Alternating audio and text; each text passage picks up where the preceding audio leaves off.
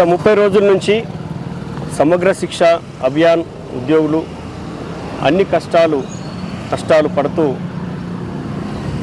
రోడ్లపైన సమ్మెకు కూర్చున్న విషయంలో ఈరోజు నేను మదనం గంగాధర్ ఎమ్మెల్సీ పట్టభద్రుల ఎన్నికల బరిలో ఉన్న సందర్భంగా ఈరోజు వచ్చి సమగ్ర శిక్ష ఉద్యోగులకి సంఘీభావంగా రావడం జరిగింది. అయితే సమగ్ర శిక్ష ఉద్యోగుల యొక్క 6 రకాల అందులో శాశ్వతమైనవి అదేవిధంగా తాత్కాలికంగా ఉపశమనం పొందేటివి ఉన్న కోరికలు ఏవైతే ఉన్నాయో వాటన్నిటిని కూడా ప్రభుత్వము సముచితంగా సమాలోచన చేసి ఒక పాజిటివ్ వేలో నిర్ణయం తీసుకుంటే అందరూ కూడా మేలు జరుగుతుంది.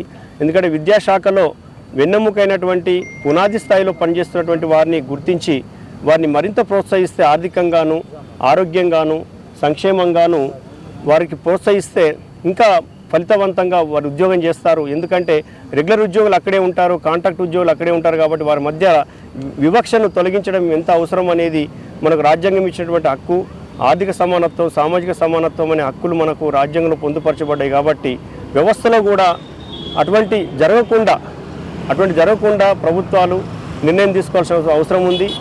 వీరి గురించి ఈ డిమాండ్ల గురించి ఈ యొక్క సమ్మె యొక్క అంశాల గురించి ప్రభుత్వ పెద్దలు ఎవరైతే ఉన్నారో వారందరూ కూడా ఇప్పుడు ప్రముఖ పాత్రలో ఉన్నారు, వారు పాత్ర పోషిస్తున్నారు. కాబట్టి సానుకూలంగా నిర్ణయం తీసుకొని మేలు చేస్తే బాగుంటున్నది అనేది అందరు సమాజం అంతా కోరుకుంటున్నది, సమాజం అంతా కూడా చర్చిస్తున్నది. విద్యాశాఖ అనేది సమాజంలో విద్యలో ఒక వెన్నెముక లాంటిది. కాబట్టి అటువంటి వెన్నెముకైనటువంటి సంస్థలో పనిచేస్తున్న వారికి సముచితమైనటువంటి స్థానం కలిగించాలని చెప్పి అందరితో పాటు నేను కూడా ఒక డిమాండ్ నెరవేర్చాలని చెప్పి కోరుతున్నాను. Thank you.